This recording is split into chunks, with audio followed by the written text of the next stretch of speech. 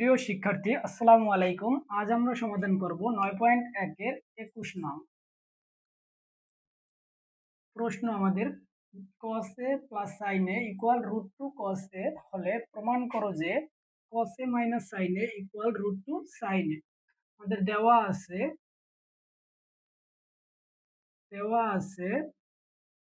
cos a plus sin a equal √2 cos a। আমরা সমাধান করার সময় আমরা লিখতে পারি sin a equal √2 cos a। এটা প্লাস আছে, সাইন এক সাইড থেকে অন্য সাইডে পরিবর্তন করলে সাইন পরিবর্তন হয়ে যায়, তাহলে এটা মাইনাস cos a, প্লাস ছিল মাইনাস হয়ে গেছে। sin a ইকুয়াল, এখান থেকে কমন যায় আমাদের cos a, cos কমন নিলে থাকে আমাদের √2 মাইনাস, যেহেতু cos কমন নেওয়া কিছু থাকে না মানে 1। sin a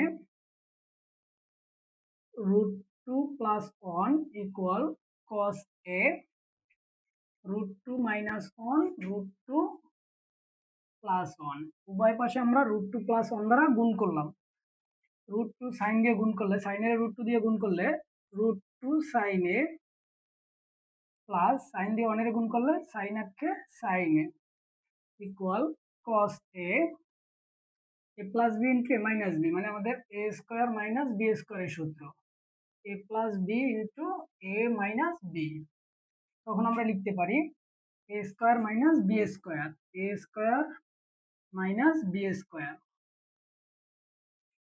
এরপরে আমাদের √2 sine A plus sine A equal cos a, √2 স্কোয়ারে কাটলে থাকে 2 minus 1, √2 sine A equal cos একে cos a, এটা প্লাস এপাশে গেলে মাইনাস সাইন এ, প্রমাণিত।